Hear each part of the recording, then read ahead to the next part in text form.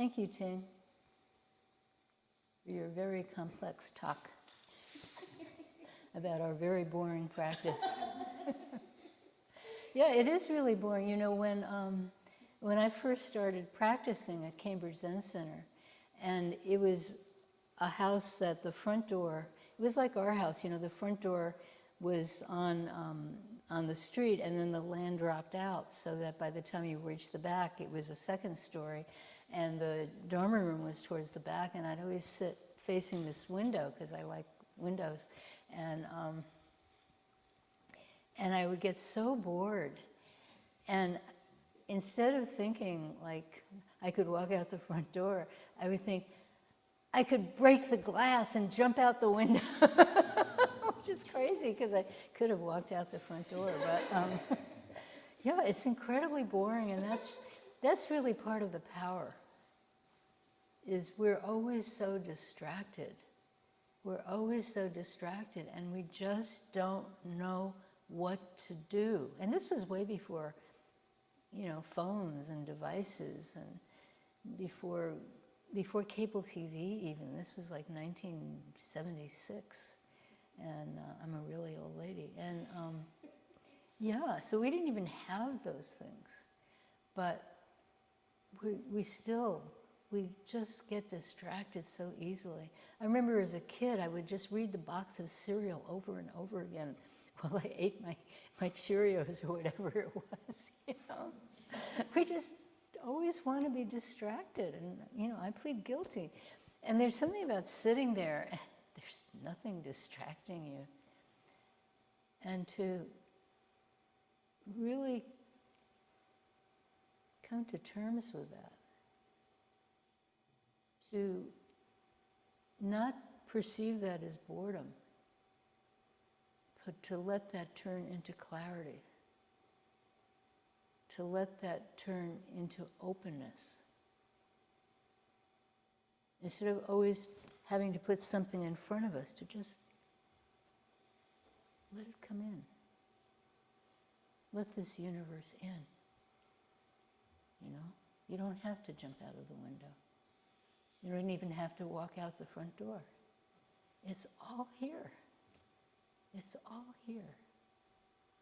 And we put this up all the time. We don't have to do that.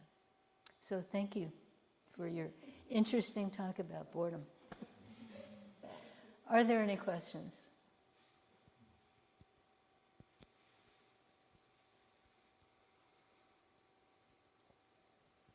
Yes.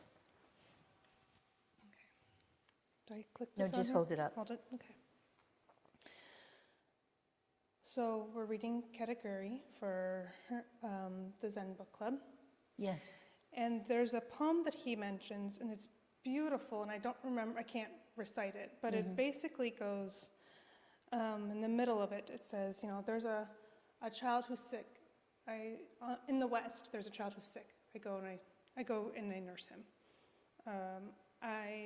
There is a mother who's tired. I carry her rice. In the East, there's a quarrel, and I go and tell them, stop it. It's not worth it. And when there's drought, I cry. When the summer is cold, I walk quickly. Like, so there's a job to do, basically. There's a job to do. There's people that need help. I help them. And I think about that, and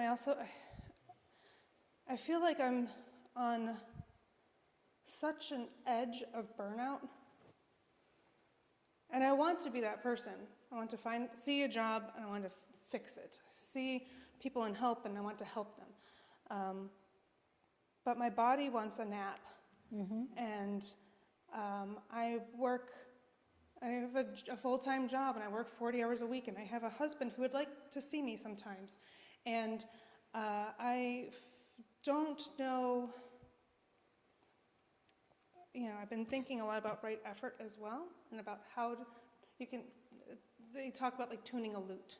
You can tune it to loose. If the strings are too loose, you can't play. If it's too tight, you also can't play. And I cannot figure out what I should be tuning my lute to.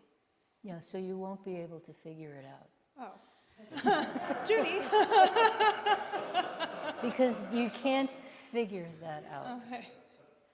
So, yeah, when I hear you say, you know, if someone is fighting, I go and I tell them to stop fighting, and I have two thoughts of that about, well, that's thinking pretty highly of yourself.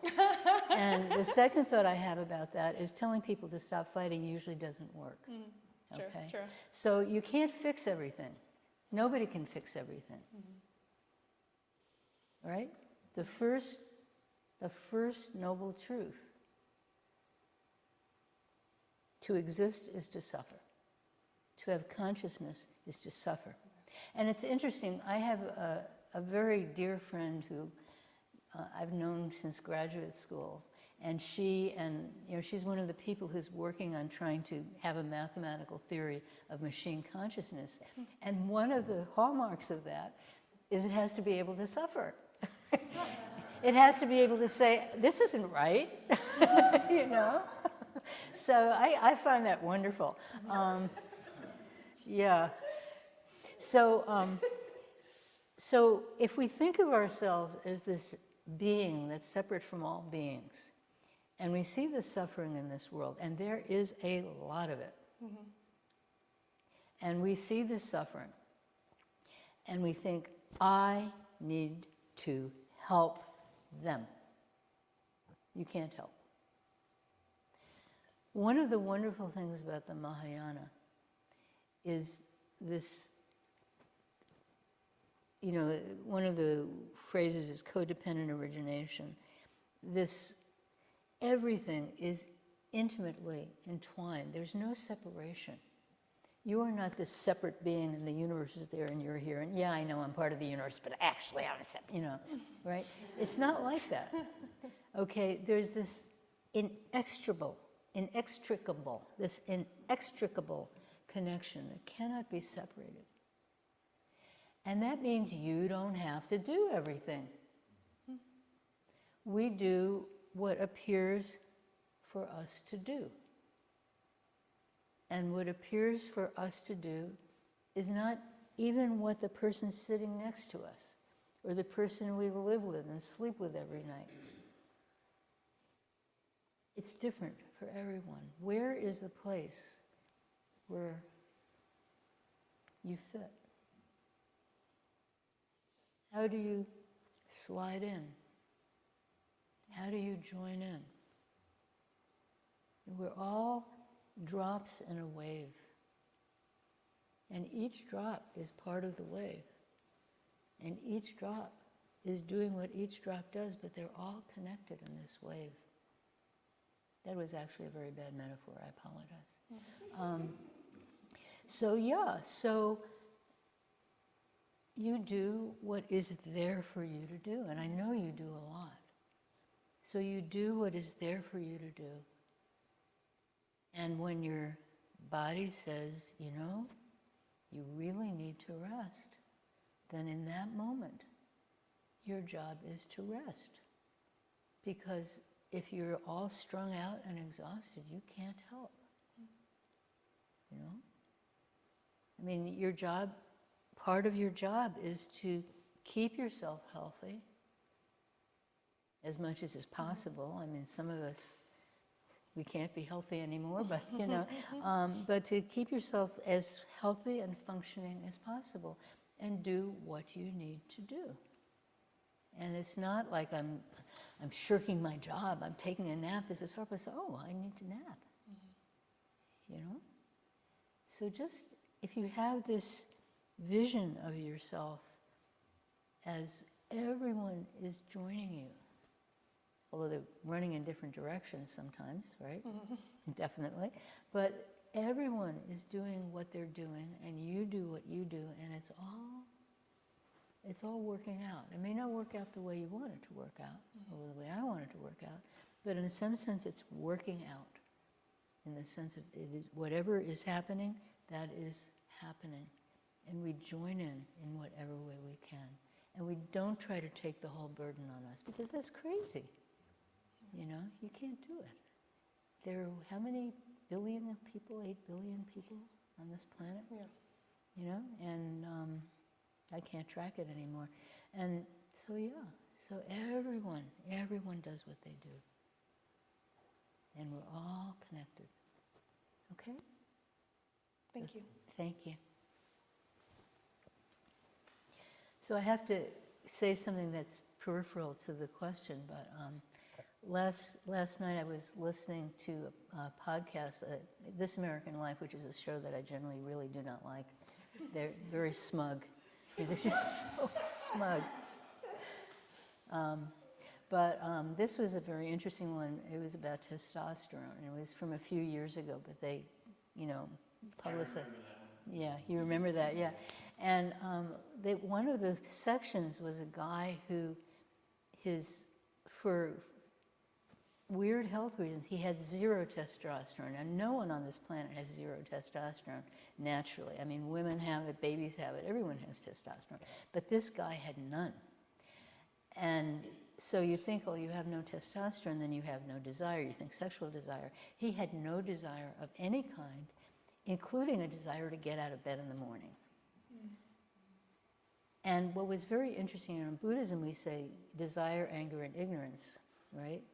And what is ignorance? Ignorance is thinking a whole lot, thinking you know something. That's ignorance. And desire, and well, we won't mention anger here. But what happened is when he had no desire, he had no thoughts. He would just sit. Not like in meditation. It's not like he was open and his mind was clear. It's like he was stuck. Just completely stuck. So desire and this kind of stuck mind, lack of desire rather, and this kind of stuck mind. I found it so interesting that, we think of these things as separate. We think of mind and emotions, things like desire. We think of, desire isn't really an emotion, but we don't think of it as thinking, right? And we don't think of thinking as desire, but it turns out they're inextricably, that word again, they're inextricably connected. So I find that fascinating. I thought, I gotta tell everybody this. Yes, wait, pass the mic. And over again, he would look at something and say, oh, that's beautiful. Yeah, but it had no content with it, yeah. But it kind of in an empty way? Yeah, and exactly. Yeah. And not emptiness in the Buddhist sense. Yeah, right, exactly. Yeah. So he had no desire for anything. Yeah. And he so recognized in the that past everything... when I've heard this, I thought to myself, well, wouldn't that make this guy the ultimate Buddhist? No. Because... With no testosterone? Because the thing is, he was stuck. He was closed off. And what Buddhist practice is wake up and help this world. And wake up means you're awake. It means you're not stuck. You're awake. You're moving. Even if you're in a wheelchair, you're moving in this world. Even if you're totally paralyzed, you're still moving. You're with this universe. And he was cut off from this universe. Yeah, thank you for bringing that, because a lot of people have this idea that, the goal of Buddhism is, nothing can hurt me. I am impervious to all pain. Try shooting me in the foot.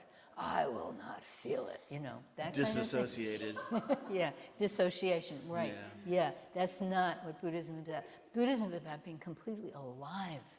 You're completely alive to this moment. But you're not caught in your sense of self. It's not, I am alive. It's just, you're alive. Right? Yeah.